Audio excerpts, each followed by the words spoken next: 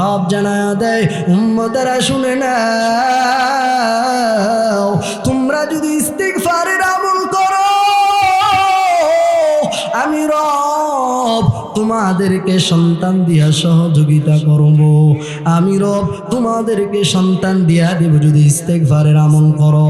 বান্দা গুনাহ করেছো তো ইস্তেগফারের আমলটা বানায়া দাও। ওয়াজআল লাকুম জান্নাতিন ওয়াজআল লাকুম আনহারা। আল্লাহ বলেন বান্দা যে জান্নাতের জন্য এত পরিমাণে বান্দা তোমরা কষ্ট করে দান সদকা করো, বান্দারে এত পরিশ্রম করার পরে তোমরা সবাই চাও জান্নাত, এত পরিশ্রম করো, ফকির মানুষদেরকে তোমরা দান সদকা করো, বিনিময়ে কি চাও? বিনিময়ে তোমরা চাও আমি যেন আল্লাহর তৈরি জান্নাতে যেতে পারি। আল্লাহ বলেন ও গোলাম তোমরা ইস্তিগফার তওবা করো, তওবা করলে আমি রব তোমাদেরকে জান্নাত দিয়ে দিব, যে জান্নাতের নিচ দিয়া নহর নহর প্রবাহিত হবে। আল্লাহ বলে ও বান্দা গুনাহ করছো তওবা করো, বান্দারে ইস্তেগফারের আমলটা বাড়ায়া দাও। আল্লাহ অন্যত্র আয়াতে আমাদেরকে জানায়া দেয় ওয়াসারিউ ইলা মাগফিরাতিম মির রাব্বিকুম ওয়া জান্নাতিন আরদুহাস সামাওয়াতু ওয়াল আরদ উইদ্দাত লিল মুত্তাকিন। আল্লাহ বলেন মানুষ ওয়াসারিউ ইলা মাগফিরাতিম মির রাব্বিকুম, মানুষ তোমরা তোমার রবের মাগফিরাতের দিকে ধাবিত হয়ে যাও, দ্রুতগামী হয়ে যাও, সাথে সাথে আল্লাহর তৈরি ওই জান্নাতের দিকে ধাবিত হয়ে যাও। বান্দারে রবের কাছে তুমি যতই বড় অন্যায় করো না কেন রব জানায়া দেয় বান্দা তুমি যদি পাহাড় পরিমাণ গুনাহ করো আমি রবের কাছে যদি বান্দা তুমি মাথাটা নরম করে করে করে করে করে আমি রবকে জানায়া দাও রব আমি এমন অন্যায় করলাম কেউ জানে না, তুমি তো দিলের মালিক, তুমি তো অন্তর্যামী, আয় আল্লাহ তুমি জানো, তোমার গফফার নামের উসিলায় তুমি ক্ষমা করে দাও। আল্লাহ তোমার রহমান তোমার রহিম নামের বরকতে আমার জিন্দেগির সমস্ত গুনাহ খাতা মাফ করে দাও। এরকম ভাবে যদি বান্দা নত হয়ে রবের কাছে তওবা করো, আল্লাহ বলে বান্দা তোমার গুনাহ যদি পাহাড় পরিমাণ হয়ে যায়, সমুদ্রের ফেনা পরিমাণ হয়ে যায়, আমি রব তোমাকে ক্ষমা করতে বিন্দু পরিমাণে দেরি করব না। ইস্তিগফারের আমল আমাদেরকে বানাতে হবে, রবের কাছে তওবা করতে হবে। কিন্তু এখন তো আমরা গুনাহ করি কিন্তু রবের কাছে মাগফিরাত চাই না। কিন্তু আমাদের পূর্বে যারা ছিলেন সবাই গুনাহ করেছে কম বেশ, কিন্তু তারা সাথে সাথে ক্ষমা চেয়ে নিতেন। গুনাহ করেছি শয়তানের ধোঁকায় পড়ে, কিন্তু তারা সাথে সাথে তওবা করতেন। যখন রবের কথা স্মরণ আসতো তখনই তারা তওবা করতেন। আল্লাহ পাক অন্যত্র আয়াতে বলে তো গোলাম যারা আমার খাস প্রিয়, যারা আমি রবকে ভয় করে, আল্লাহ পাক বলেন ওয়াল্লাযীনা ইযা ফাআলু ফাহিশাতান আও যালামু আনফুসাহুম যাকারুল্লাহ, যারা কোনো ফাহিশা কাজের মধ্যে লিপ্ত হয়ে যায় অথবা নিজের নফসের উপরে জুলুম করে, যাকারুল্লাহ যখন আল্লাহর কথা স্মরণ আসে ফাস্তাগফারু লিযুনুবিহিম, তখন তারা তাদের রবের কাছে মাগফিরাত চায়, ক্ষমা চায়। আয় আল্লাহ আমি না জেনে না বুঝে অন্যায়ভাবে ফাহিশা কাজে লিপ্ত হলাম, নিজের নফসের উপরে বাড়াবাড়ি করে ফেললাম, জুলুম করে ফেললাম। আল্লাহ তুমি গফফার নাম, তুমি তো গফফার, তুমি তো রহমান, তুমি তো রহিম, এই বরকতময় গুণবাচক এত ওজনওয়ালা নামের উসিলায় তুমি ক্ষমা করে দাও, জিন্দেগিতে আর ওই গুনাহগুলো করবো না। দয়াময় আল্লাহ রব্বুল আলামিনের কাছে লাখ কোটি শুকর ও সুজুদ, যে মহান রব্বুল আলামিন আমাদেরকে এরকম একটা দিনই পরিবেশে কোরআন সুন্নাহর কিছু কথা বলার এবং শুনবার জন্য কবুল করেছেন। মুসলমান হিসেবে ঈমানের আওয়াজকে উঁচু করে সকলেই কালিমাতুশ শুকর উচ্চারণ করি আলহামদুলিল্লাহ। তো আপনাদের খেদমতে কোরআন হাকিমের দুইখানা আয়াতে কারিমা তেলাওয়াত করেছি। আশা রাখবো তেলাওয়াতকৃত আয়াতকে সামনে রেখে কিছু কথা বলার জন্য বাকি আল্লাহ যদি তৌফিক দান করেন। কেন আমি আয়াতে কারিমা নিলাম? আজকের যে মাহফিলটা, এটা কবরবাসীর রুহের মাগফিরাত, অর্থাৎ আল্লাহ পাক যেন এই দেবিদ্দার বিংলাবাড়ি গ্রাম থেকে যত মানুষ আল্লাহর ডাকে সাড়া দিয়ে চলে গেছেন, আল্লাহ যেন তাদেরকে নাজাত দেয়, তাদেরকে মাগফিরাত দেয়। তো এই সুবাদে আমিও আপনাদের সামনে কোরআনুল কারীম থেকে তাওবা সম্পর্কে আয়াত নিয়েছি। এই আয়াতের উপরে কিছু কথা বলবো, আল্লাহ যেন তৌফিক দান করেন। তো এই পৃথিবীতে আমরা ছিলাম না, আল্লাহ পাঠাইছেন। কেন পাঠাইছেন? লিয়াবুদুন আই লিয়ারিফুন, রবের ইবাদত করার জন্য, রবকে চিনার জন্য। তো রবকে আমরা চিনতে হবে, এটা আমাদের জন্য আবশ্যক। তো এই পৃথিবীতে আমরা থাকবো না, চলে যেতেই হবে। তো হায়াতের জিন্দেগিতে কতটুকু আমল করলাম, কতটুকু নেক কাজ, কতটুকু বদ কাজ, এটা এখন হয়তো আমরা বুঝি না, কিন্তু মরার পরে তো অটোমেটিকলি আল্লাহ পাক আমাদেরকে দেখাইবেন যে দেখো বান্দা কি করলা, একটু দেখো। প্রত্যেকটা কদমে পদে পদে আমরা গুনাহ করে ফেলি, গুনাহ করে কিন্তু আমাদের পুরা কপাল যে আমরা গুনাহ করার পরে রবের কাছে তওবা করি না। কিন্তু আমাদের পূর্বে যারা ছিলেন তারাও তো গুনাহ করেছে, শয়তানের দোকায় পড়ে, নফসের দোকায় পড়ে।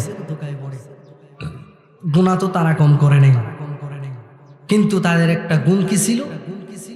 গুনার সাথে সাথে তারা তওবা করে ফেলতেন, আল্লাহর কাছে মাগফিরাত চাইতেন। এখন আমরা গুনাহ করি কিন্তু রবের কাছে মাগফিরাত চাই না। আল্লাহ বলে, বান্দা যেই পরিমাণ গুনাহই করো না কেন, আমি রবের কাছে আসবা বিন্দু থেকে বিন্দু, আদনা থেকে আদনা, চোখের পানি ফালায়া যদি আমি রবের কাছে জানাইতে পারো, রব আমি গুনাহ করেছি মাওলা, নফসের দোকায় পড়ে, বন্ধু বান্ধবের প্রতারণায় পড়ে আমি গুনাহ করে ফেলেছি। আয় আল্লাহ, আমি তো বুঝলাম আমার গুনাহ অধিক হয়ে গেল, কিন্তু তোমার গফফার, তোমার রহমান, তোমার রহিম নামের ওজন তো অনেক বেশি। মাওলা, এই গুণবাচক নামের দিকে তাকাইয়া তুমি আমাকে ক্ষমা করে দাও। বিন্দু পরিমাণ যদি অনুতপ্ত হয়ে রবের কাছে মাগফিরাত চাইতে পারেন, রব বলে তোমার পাহাড় সম পরিমাণ যদি গুনাহ হয়, আমি রবের গফফার নামের কাছে তোমার এই গুনাহ কিছুই না। এই জন্য সর্বহালাতে সর্বদা আমরা রবের কাছে মাগফিরাত চাইতে হবে। যদি মাগফিরাত নিয়ে কবরে যেতে পারি, এই যে আজকে এখানে মাগফিরাত, রুহের মাগফিরাতার্থে আজকে যে মাহফিল দিয়েছে যুবক ভাইয়েরা, আল্লাহ পাক যদি আমরা মাগফিরাত নিয়ে কবরে যেতে পারি, তাহলে কবর হবে জান্নাতের বাগান। আর যদি মাগফিরাত না চেয়ে নিতে পারি, তাহলে আল্লাহ পাক আমাদেরকে জাহান্নামের আযাবের মধ্যে গ্রেফতার করবে। আল্লাহ যেন আমাদেরকে এগুলা থেকে বাঁচায়। আর প্রত্যেকটা ক্ষেত্রে রবের কাছে মাগফিরাত চাইতেই হবে, কদমে কদমে। আমার নবীও তো দৈনন্দিন 100 বার ইস্তিগফার, মাগফিরাত আল্লাহর কাছে চাইতেন, তওবা করতেন। এখন আপনারা অনেকে বুঝবেন যে নবীর গুনাহ ছিল না, উম্মতকে বুঝানোর জন্য আমার নবী দেখায়া দিলেন, উম্মতেরা আমি নবীর তো কোনো গুনাহ নাই, আগেও নাই, পরেও নাই, এরপরও আমি নবী দৈনন্দিন 100 বার তওবা করেছি। উম্মতেরা তোমরা কি পরিমাণ করা দরকার? এখন তো আমরা এখানে যারা আছি, বিন্দু পরিমাণে একজনও বলতে পারবে না যে গুনাহ করার পর পর রবের কাছে বলছি, মাওলা অজান্তে এটা করে ফেলেছি বা জেনেই করলাম, তুমি মাফ করে দাও। কেউ চাই না, কিন্তু রব বলে, বান্দা যে পরিমাণ গুনাহ করো আমি রবের কাছে আসো। কুল ইয়া ইবাদিয়াল্লাযীনা আসরাফু আলা আনফুসিহিম লা তাকনাতু মির রাহমাতিল্লাহ। আল্লাহ বলেন, হে বান্দা, তোমরা যারা নিজের নফসের উপরে জুলুম করেছো, আল্লাহ গুনাহগার বলে ডাক দেয় না, আল্লাহ বলে যারা নিজের নফসের উপরে জুলুম করেছে, হে আমার প্রিয় বান্দা বান্দিরা, যারা নিজের নফসের উপরে বাড়াবাড়ি করে করে করে জিন্দেগিটা কাটাইয়া দিল, রব আমাদেরকে নামাজ পড়ার আদেশ দিয়ে দিলেন, রব আমাদেরকে তার হুকুম মানার জন্য বললেন, কিন্তু রব জানায়া দেয়, ও বান্দারা তোমরা এগুলো নাও মেনে কি পরিমাণ অন্যায় করলা, নিজের নফসের উপরে জুলুম করলা। বান্দারে, তোমার গুনাহ যদি পাহাড় পরিমাণও হয়ে যায়, আমি রবের কাছে যদি বান্দার 2 ফোঁটা চোখের পানি ফালায়া ফালায়া ফালায়া আমি রবের কাছে কাঁদো, ও দয়ার মালিক, শয়তানের ধোঁকায় পড়ে আমি গুনাহ করলাম। কারণ আল্লাহ পাক এই জমিনে আমাদেরকে পাঠানোর আগে আল্লাহ পাক যখন আমাদেরকে তৈরি করলেন, একটা ব্যক্তিও পাঠাইয়া দিলেন। আল্লাহ বলেন, ও ফেরেশতারা তোমরা শুনে নাও, আমি রব এই জমিনের মধ্যে নতুন প্রতিনিধি বানাবো। ওয়াইয ক্বালা রাব্বুকা লিল মালাইকাতি ইন্নী জাইলুন ফিল আরদি খলিফা। আমার রব ফেরেশতাদেরকে জানায়া দেয়, ও ফেরেশতারা এই জমিনের মধ্যে আমি নতুন প্রতিনিধি পাঠাইয়া দিব। আল্লাহ পাক আমাদেরকে এই জমিনের মধ্যে পাঠাইয়া দিলেন, কিন্তু এই বিংলা বাড়ির মানুষকে আমি জানায়া দিতে চাই, ও বিংলা বাড়ির মানুষেরা, আল্লাহ পাক শুধু আমাদেরকে পাঠায় নাই, বনি আদমেরা তারা যেন আল্লাহর তৈরি জান্নাতে যেতে নাও পারে, এই জন্য আমাদেরকেও পাঠাইলেন। আল্লাহ পাক আমাদের সাথে সাথে আরেকজন ব্যক্তিকে, আরেকজন শয়তান নামক একটা জীবকে পাঠাইয়া দিলেন। এই শয়তান রবের সাথে চ্যালেঞ্জ করলেন, ও আল্লাহ, আমি দেখব তোমার কোন উম্মত জান্নাতে যায়, কোন বান্দাটা তোমার তৈরি চিরস্থায়ী শান্তির জায়গা জান্নাতে যাবে। আল্লাহ গো, আমি তোমার সাথে ওপেন চ্যালেঞ্জ করে দিলাম, তোমার প্রত্যেকটা বান্দারে আমি শয়তান ইবলিস পদে পদে তাদেরকে ধোঁকা দিয়া তাদেরকে জাহান্নামের মধ্যে আমি পাঠাইয়া দিব। কিন্তু রব জানায়া দেয়, এরে ইবলিস, তুই শয়তান যেই বান্দাটারে 70 বছর 80 বছর 120 বছর বান্দাটারে তুই ধোঁকা দিয়া দিয়া দিয়া এই বান্দার পবিত্র অন্তরটারে তুই নাপাক বানায়া দিলি। ইবলিস রে, তুই বান্দা শুনে নাও, এই বান্দা যতই অন্যায় করুক না কেন, আমি রবের কাছে যখন বিন্দু পরিমাণে চোখের পানি ফালায়া রবকে ডাকদা বলবেন, ও আল্লাহ,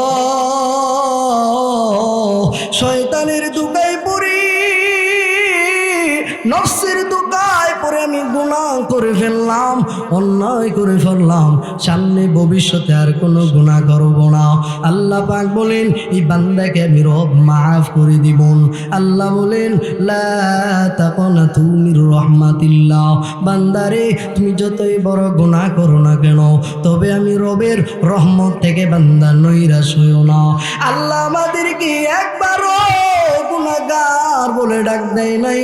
আল্লাহ বলেন, কুল ইয়া ইবাদিয়াল্লাযীনা আসরাফু আলা আনফুসিহিম লা তাকনাতু মির রাহমাতিল্লাহ।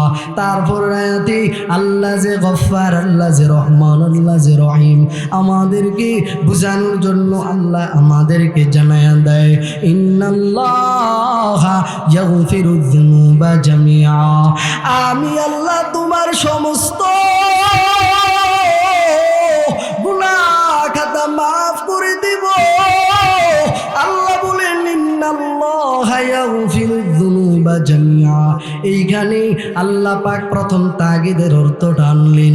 আল্লাহ চাইলে পারতেন এইখানে ইন্নাহু ইয়াগফিরুয যুনুবা জামিআটা শব্দটা ব্যবহার করতে, কিন্তু আল্লাহ জানায়া দেয়, বান্দারে আমি বড় দয়াবান, আমি বড় মায়াবান, এই জন্য আমি রব এইখানে তাগিদ আনার পরে আমি রবের নামটা এখানে জানায়া দিলাম। ইন্নাহু ইয়াগফিরুদ বলতে পারতেন, কিন্তু আল্লাহ বলেন, ইন্নাল্লাহ, নিশ্চয়ই আমি আল্লাহ, বান্দারে ইয়াগফিরুয যুনুব, আমি আগেও বলেছিলাম ইয়াগফিরুয যুনুব, এই যে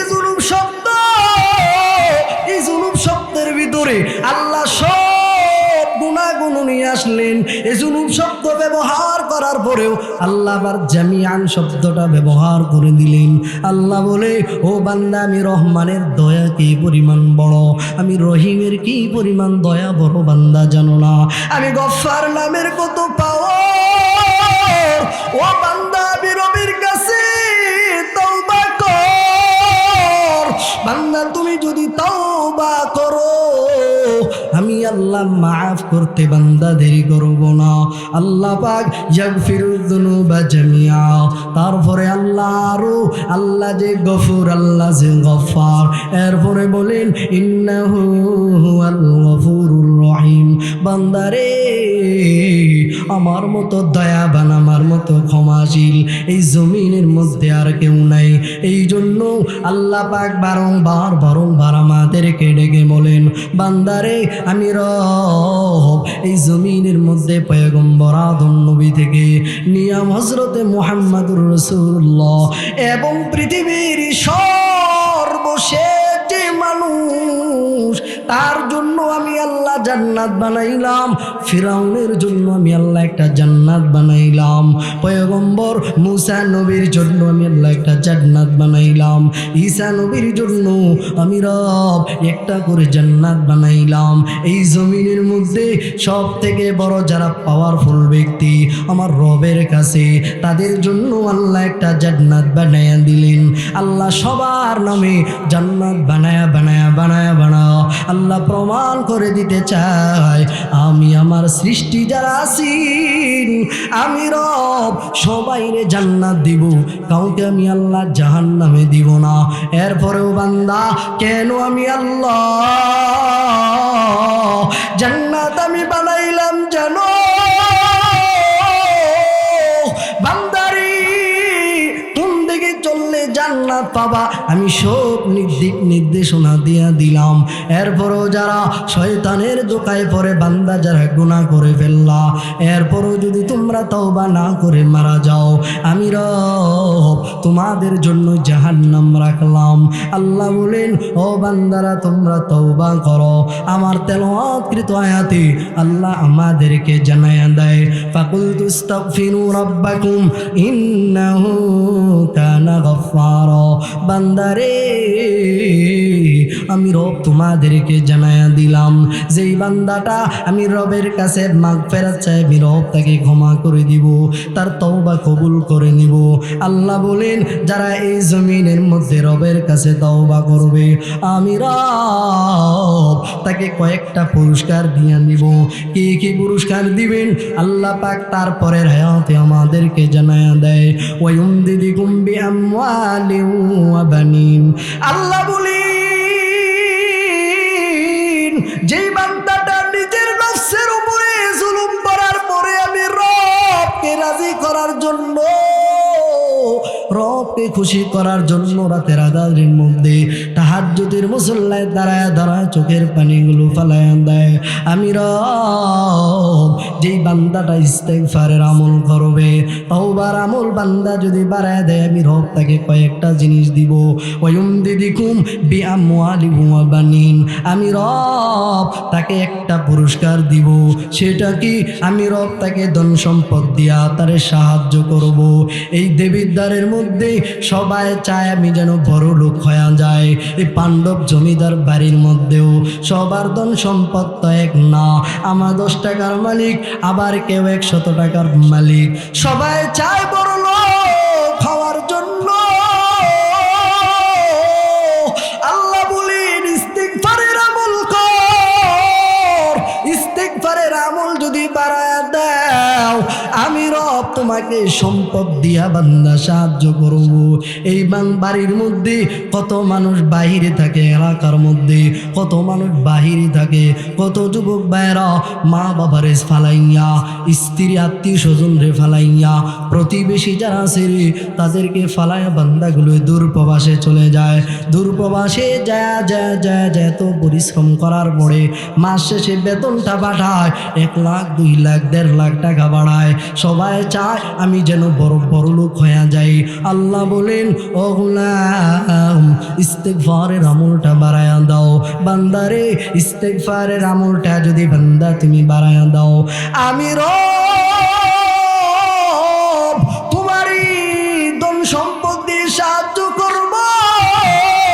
ওয়ায়ুমদিদকুম বিআমওয়ালিন ওয়া বানিনা ওয়ায়াজআল লাকুম, আল্লাহ বলেন যারা ইস্তিগফারের আমল করবে, তওবা করবে, আমি রব তারে 2 নাম্বার পুরস্কার দিয়ে দিব।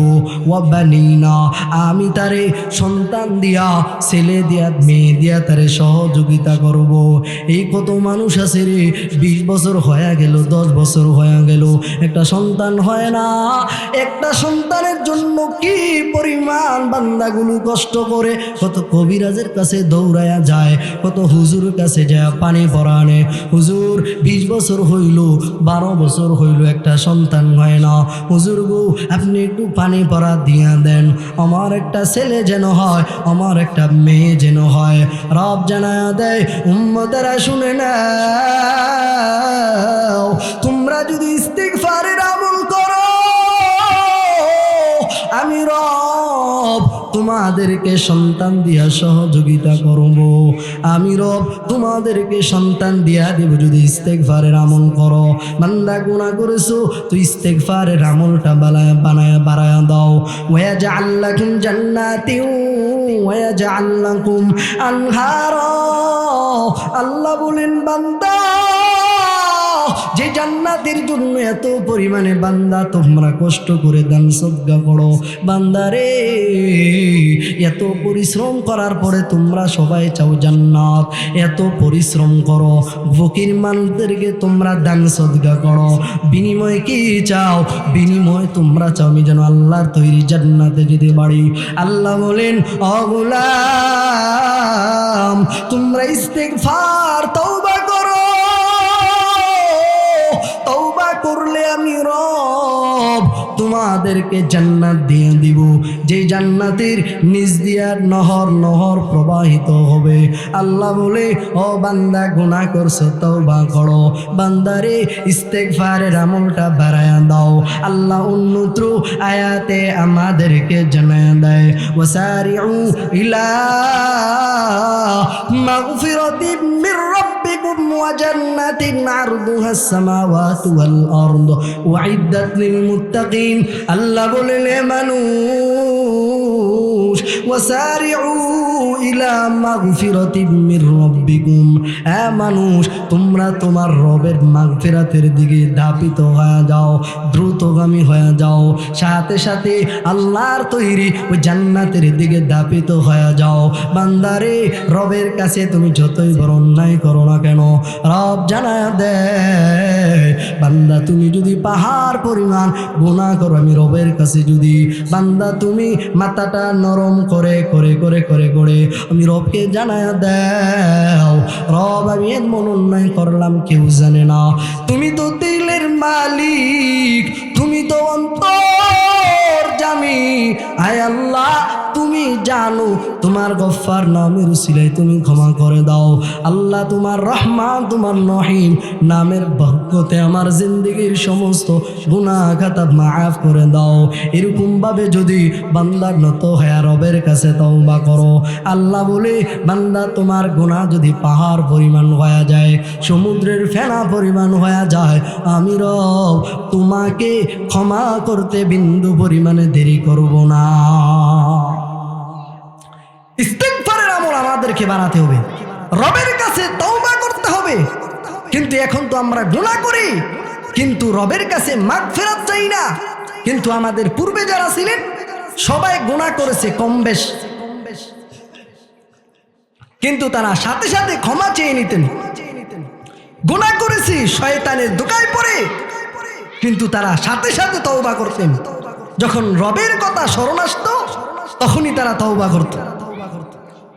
আল্লাহ পাক অন্যত্র আয়াতে বলে তো, গোলাম যারা আমার খাস প্রিয়, যারা আমি রবকে ভয় করে, আল্লাহ পাক বলেন, ওয়াল্লাযীনা ইযা ফাআলু ফাহিশাতান আও যালামু আনফুসাহুম যাকারুল্লাহ, যারা কোনো ফাহেজা কাজের মধ্যে লিপ্ত হয়ে যায় অথবা নিজের নফসের উপরে জুলুম করে, যাকারুল্লাহ, যখন আল্লাহর কথা স্মরণ আসে ফাস্তাগফারু লিযুনুবিহিম, তখন তারা তাদের রবের কাছে মাগফিরাত চায়, ক্ষমা চায়।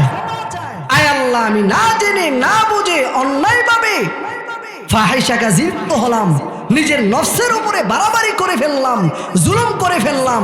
আল্লাহ, তুমি গফফার নাম, তুমি তো গফফার, তুমি তো রহমান, তুমি তো রহিম। এই বরকতময় গুণবাচক এত ওজনওয়ালা নামের উসিলায় তুমি ক্ষমা করে দাও, জিন্দেগিতে আর ওই গুনাহগুলো করবো না। আল্লাহ বলে, বান্দা গুনাহ করছো, সমস্যা নেই, কারণ তোমাদেরকে যে দুনিয়া পাঠাইলাম তোমরা শুধু নামাজ পড়বা, রোজা রাখবা, হজ করবা, ব্যাপারটা এরকম না। তোমাদেরকেও পাঠাইলাম সাথে সাথে সব থেকে অভিশপ্ত যে ইবলিস, তাকেও পাঠাইলাম যেন তোমরা নামাজ না পড়তে পারো, যেন তোমরা যাকাত না দিতে পারো, যেন তোমরা অশ্লীল কাজে লিপ্ত হতে পারো। তাকে আমি আল্লাহ পাঠাইছি। তবে বান্দা, সে যতই তোমাদেরকে ধোঁকা দেয়, পাহাড় পরিমাণ গুনাহ করো, সমুদ্রের ফেনা পরিমাণ গুনাহ করো, বান্দা 120 বছর গুনাহ করো, তবে বান্দা যদি আমি রবের কাছে এক ফোঁটা চোখের পানি লাগবে না কান্নার বাহানা করে যদি আমি রবকে বলো, মাওলা আমি গুনাহ করেছি, 70 বছরে 80 বছরে এক ওয়াক্ত নামাজও পড়ি নাই, একটা সিজদাও দেই নাই, 1 টাকা দানও করি নাই, আলেম ওলামাদের বিরুদ্ধে কথা বলেছি, কেউ দান করলে এটাও দেখতে পারছি না, মাওলা তুমি না গফফার, গুনাহ তো করলাম, তোমার রহমান তোমার রহিম নামের উসিলায় ক্ষমা করে দাও। আল্লাহ বলে, বান্দা গুনাহ করছস, সমস্যা নাই, যেহেতু ক্ষমা চাইছস, কারণ আমি রব, তো আমি রবকে ছাড়া তো গুনাহ কেউ মাফ করবে না। ওমাই ইয়াগফিরুয যুনুবা ইল্লাল্লাহ, আমি রবকে ছাড়া গুনাহ কে মাফ করবে? কেউ নাই, কেউ নাই, আমি রবই রব। আল্লাহ বলেন, ও গোলাম, والذين إذا فعلوا فاحشة أو ظلموا أنفسهم ذكروا الله فاستغفروا لذنوبهم ومن يغفر الذنوب إلا الله ولم يصروا على ما فعلوا وهم يعلمون أولئك جزاؤهم مغفرة من ربهم। আল্লাহ জানায়া দেয়, ও বান্দারা, যারা ফাহিশা কাজের মধ্যে লিপ্ত হয়ে যাও, শয়তানের ধোঁকায় পড়ে, যারা নফসের ধোঁকায় পড়ে ফাহিশা কাজে লিপ্ত হয়ে যাও, অথবা নিজের নফসের উপরে জুলুম করো, আমি রবের কথা যখন স্মরণ আসবে, বান্দাগুলো তওবা করতে দেরি করে না। আপনারা জানেন নবীর একজন সাহাবী সালাফাতুল আনসারী নবীর কাছে কি পরিমাণ দামি সাহাবী। আল্লাহর নবী সাহাবীদেরকে ডেকে ডেকে ডেকে জানায়া দেয়, ও সাহাবী আমার, যুদ্ধের ময়দানে আমি যেতে চাই, কারা কারা আমার সাথে যুদ্ধের ময়দানে যাওয়া? সবাই আসলেন, পয়গম্বর আমি আপনার সাথে যুদ্ধের ময়দানে যেতে চাই। আল্লাহর নবী বাছাই করে করে অনেককে বাছাই করলেন, আর সালাফারে বলেন, সালাফা, এই মদিনা থেকে অনেকে আমার সাথে যুদ্ধের ময়দানে যাবে, অনেকে বিবি বাচ্চা ফালায় ফালায় যুদ্ধের ময়দানে, বছর কি বছর, মাস কি মাস তারা আমার সাথে সফরে থাকবে। সালাফারে, যারা আমি নবীর সাথে সফরে থাকবে, তাদের বিবি বাচ্চাগুলা মাদেরকে তুমি দেখে রাখবা, তাদের কি প্রয়োজন তুমি তাদের হাজতগুলো পূরণ করে দিবা। এইরকম একজন সাহাবী সাঈদ ইবনে আব্দুর রহমান, সাঈদ ইবনে আব্দুর রহমান আর সালাফাতুল আনসারীর মাঝে বড় একটা মহাব্বত ছিলেন। এই জন্য সাঈদ ইবনে আব্দুর রহমান সালাফারে ডেকে বলে, ও সালাফা, আমি যুদ্ধের ময়দানে চলে যাব, আমার বিবির যা যা দরকার হাজত তুমি পূরণ করবা। সালাফাতুল আনসারী আমার নবীর জানায়া দেয়, ওই সাহাবীকেও জানায়া দেয়, এ সাঈদ তুমি যাও যাও যাও, তোমার বিবির যা যা দরকার আমি সালাফাতুল আনসারী পূরণ করব। এই কথা বলি যখন নবী এবং সাহাবীরা যুদ্ধের ময়দানে চলে গেলেন, যুদ্ধের ময়দানে চলে গেলেন, তখন ওই সাঈদ ইবনে আব্দুর রহমানের স্ত্রী সালাফাতুল আনসারীকে ডেকে ডেকে ডেকে ডেকে বলেন, ও সালাফা, নেও নেও আমার জন্য কিছু কেনাকাটা করে আনো, বাজার করে আনো। সালাফাতুল আনসারী যখন সাঈদ ইবনে আব্দুর রহমানের স্ত্রীর কাছে গেলেন, তখন ওনার স্ত্রী পর্দার আড়াল থেকে যখন বাজারের ব্যাগটা দিলেন, সাঈদ ইবনে ওই আব্দুর রহমানের স্ত্রীর হাতটা দেখে সালাফার ভিতরে শয়তান ধোঁকা দিল। শয়তান বলে, রে সালাফাতুল আনসারী, এই নির্জন ঘরের মধ্যে কেউ নাই। ও সালাফাতুল আনসারী, সাঈদ ইবনে আব্দুর রহমান তো বিদায় নিয়ে চলে গেল। ও সালাফা, তুমি এখন তার স্ত্রীর সাথে খারাপ কাজে লিপ্ত হয়ে যাও। সালাফাতুল আনসারী তার হাতটা ধরে একটু খারাপ একটা ধারণা করলেন। তখন ওই সাঈদ ইবনে আব্দুর রহমানের স্ত্রী জানায় দেয়, সালাফাতুল আনসারী রে, আমার স্বামী তোমার কাছে আমার আমানত দিয়ে গেলেন, তুমি আমার হাতে ধরলা, তুমি তোমার আমানত খেয়ানত করলা। তুমি কি জানো না, তোমার রব আমার রব, যিনি যেটি গোটা আলামিনের জন্য রব, যিনি সব দেখেন, যে যেই কারণ কেন। আলাম ইয়ালাম বিআন্নাল্লাহা ইয়ারা। ওই সাঈদ ইবনে আব্দুর রহমানের স্ত্রী আয়াত শোনায় দেয়, আলাম ইয়ালাম বিআন্নাল্লাহা ইয়ারা। ও সালাফারি, তুমি কি জানো না, তোমার রব তোমারে সর্বদা দেখতেছে, সর্বহালাতে দেখতেছে। তুমি তোমার আমানত খেয়ানত করলা। তখন ওই সালাফাতুল আনসারের ভিতরে ভয় ঢুকে গেলেন। এই ভয় নিয়া জঙ্গলার মধ্যে চলে গেলেন। জঙ্গলার মধ্যে যা রবের কাছে তওবা করে, রব আমাকে ক্ষমা করে দেন। ওই সালাফাতুল আনসারী জঙ্গলে চলে গেলেন। ঠিক কয়েকদিন পর, আনুমানিক 7 মাস পর, ওই সাঈদ যখন নবীর সাথে যে হিজরতে গেলেন, ওইখান থেকে ফিরে আসলেন, তখন তার স্ত্রী সাঈদের কাছে ঘটনাগুলো বললেন। ঘটনা শোনার পরে বলে, আমার ভাই সালাফা কই? তখন বলে, তোমার ভাই সালাফা কোথায় আমরা জানি না, তবে শুনি সেই নাকি একটা জঙ্গলার মধ্যে যায় গুন গুন করে কান্না করে। তখন আবু সাঈদ দৌড়ে ওই জঙ্গলার মধ্যে গেল। জঙ্গলার মধ্যে যাওয়ার পরে যা দেখেন ওই সালাফাতুল আনসারী চোখের পানিগুলো ফালায় ফালায় কান্দে রে। তখন সালাফাতুল আনসারীকে সাঈদ বলেন, ও সালাফা, তুমি এত টেনশন করিও না, আমিও ক্ষমা করে দিলাম, আমার বিবিও তোমাকে ক্ষমা করে দিল। ওই সালাফাতুল আনসারী সাঈদ ইবনে আব্দুর রহমান কি জানায় দেয়, ও সাঈদ ইবনে আব্দুর রহমান, তোমাকে আমি জানায়া দে, আমাকে যদি আমার নবী ক্ষমা না করেন, আল্লাহ যদি ক্ষমা না করেন, তাহলে আমি তোমার কাছে ক্ষমা পেয়ে কি লাভ? ওই সালাফাতুল আনসারীকে নিয়ে সাঈদ ইবনে আব্দুর রহমান আবু বকরের দরবারে চলে গেলেন। আবু বকরের দরবারে যাওয়ার পরে যা ওই সালাফাতুল আনসারীর কাহিনীগুলো শোনায় দেয়। যা বলেন, আবু বকর, আমি এমন অন্যায় করলাম, এখন আমার ক্ষমার পথ আছে কিনা, আমার তওবার দরজা আছে কিনা, থাকলে আমারে জানায় দাও। আবু বকর বলেন, ও সালাফা, আমার দরবার থেকে যাও, আমার দরবারে তোমার কোনো জায়গা নাই।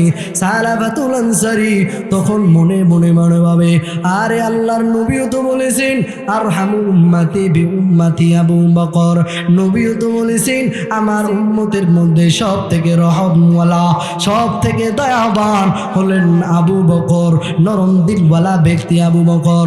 আবু বকর আমারে তাড়ায় দিলেন, না জানি উমরের কাছে গেলে কি হবে। তারপরও সাঈদ ইবনে আব্দুর রহমান তখন সালাফাকে নিয়ে উমরের কাছে চলে গেলেন। উমরও জানায় দেয়, এই সালাফা, তুমি আমার দরবার থেকে চলে যাও। এরকম ভাবে যাওয়ার পর অনেকের কাছে গেলেন, শেষ বেশ আমার নবীর কাছে গেলেন। ওই সালাফাতুল আনসারীর মনে বড় আনন্দ, এই জমিনে আল্লাহ যত মানুষ বানাইলেন, যত নবী বানাইলেন, যত পয়গম্বর বানাইলেন, সব থেকে রহম নরম দিল টুপিওয়ালা ব্যক্তি হলেন আমার নবী। মনে হয় আমার নবী আমারে ক্ষমা করে দিবে।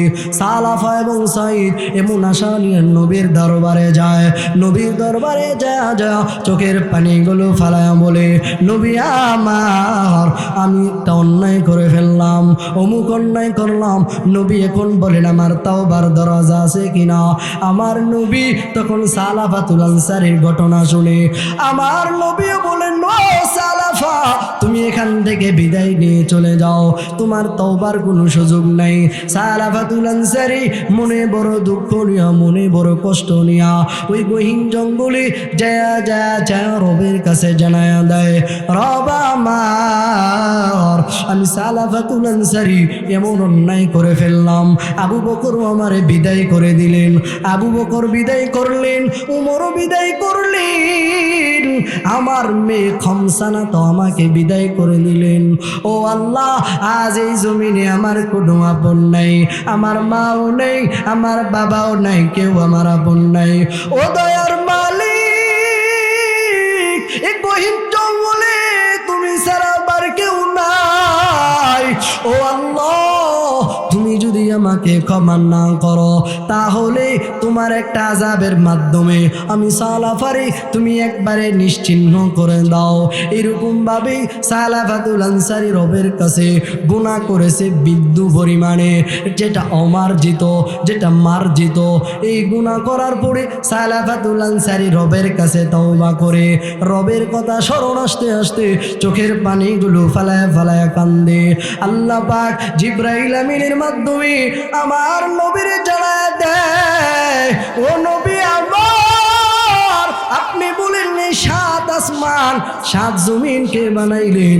ও আল্লাহ নবী, আপনি জিবরাইল আমিন যখন আসলেন, জিবরাইল আমিন এসে যখন নবীকে বললেন এই আসমানকে বানাইলেন, নবী বলেন সব তো আল্লাহ বানাইলেন, সব কিছু রব বানাইলেন। ও নবী, যে সালাফাতুল আনসারী বেশি ভুল করে নাই, সামান্য গুনাহ করেছে, তবে আমি জিবরাইল আল্লাহ থেকে ওকিল হই আপনারে জানায়া দেই, আল্লাহ পাক ওই সালাফার তওবা কবুল করেছে, আল্লাহ তার সমস্ত গুনাহ খাতা মাফ করে দিয়েছেন। তখন আমার নবী সাহাবীদেরকে অর্ডার দিলেন, যাও ওই সালাফাকে নিয়ে এসো নবীর দরবারে। আবু বকরও যায় না, উমরও যায় না, কারণ তারা তো সালাফারে তাড়াইয়া দিলেন তাদের থেকে। এই জন্য একজন সাহাবী নবীকে বলেন, ও নবী আমার, আমি যাই, আমি মুরব্বী, আমি বৃদ্ধ সাহাবী, আমি যাই, ওই সালাফা আমার কথাগুলো ফেলায় দিতে পারবে না। সালাফাকে আনার জন্য আল্লাহর নবী একজন সাহাবীকে পাঠাইলেন। তিনি গেলেন, যায় দেখেন সালাফাতুল কান্না করতেছে। যাওয়ার পরে পাহাড়ের পদদেশে চলে গেলেন, যাওয়ার পরে কাউকেই তো দেখে না, কিরে কোথা থেকে কান্নার আওয়াজ আছে। তখন কৃষিবিদ যারা কৃষি কাজ করে তাদেরকে বলতেছে যে তোমরা সালাফা নামের কাউকে দেখেছো? কৃষি যারা কাজ করে তারা বলে সালাফা নামের কাউকে তো আমরা চিনি না। তবে যখন গভীর রজনী হয়ে যায়, কে যেন ওই পাহাড়ের পাদদেশে গুনগুন গুনগুন করে কান্না করে, কে কান্না করে জানি না, হয়তো সেই সালাফা হবে। তখন ওই নবীর সাহাবী গেলেন, যায় দেখেন আসলে এটা সালাফা। তখন তাকে সুসংবাদ দিলেন, ও সালাফাতুল আনসারী, রব তোমাকে মাফ করে দিয়েছেন, ক্ষমা করে দিয়েছেন, চলো নবীর দরবারে তুমি যাবা। তখন সালাফাতুল আনসারী নবীর দরবারে গেলেন। তখন নবীজি ফজরের নামাজ পড়তেছেন। ফজরের নামাজ পড়ার পরে দ্বিতীয় রাকাতে সূরাতুত তাকাসুর যখন নিলেন, সালাফাতুল আনসারী যখন আসলেন, দেখেন নবী তেলাওয়াত করতেছেন, আলহাকুমুত তাকাসুর হাত্তা জুরতুমুল মাকাবির। এই আয়াত যখন সালাফাতুল আনসারীর কানের মধ্যে বাজতেছে, সালাফাতুল আনসারী এই আয়াত শোনা মাত্রই, মসজিদে ঢোকা মাত্রই তিনি পড়ে গেলেন।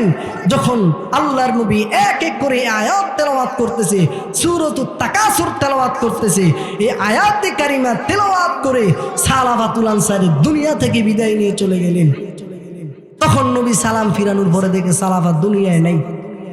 আল্লাহ বলেন, নবী এই সালাফাতুল আনসারীকে আমি রব তাকে পছন্দ করেছি। সে গুনার কাজে লিপ্ত হতে চেয়েছিল, শয়তান তাকে ধোঁকা দিয়েছে। কিন্তু ওয়াল্লাযীনা ইযা ফাআলু ফাহিশাতান আও যালামু আনফুসাহুম যাকারুল্লাহ, যখন আমি রবের কথা স্মরণ আসলো, আলাম ইয়ালাম বিআন্নাল্লাহা ইয়ারা, রব আমাকে দেখতেছেন, তখন সে গুনাহ থেকে বিরত হয়ে গেল। সামান্য মার্জিত একটা ভুলের জন্য আমি রবের কাছে এত কান্নাকাটি করলো, কারণ আমি তো রব, আমার মতো দয়াবান কেউ নেই। আমি আল্লাহ তাকে ক্ষমা করে দিলাম। আল্লাহ পাক যেন আমাদেরকে যত দিন বেঁচে থাকবো, আল্লাহ পাক যেন আমাদেরকে ইস্তিগফারের আমল, রবের কাছে যেন তওবা করতে পারি, সেই তৌফিক দান করুন। ওয়া আখির দাওয়ানা আনিল হামদুলিল্লাহি রাব্বিল আলামিন।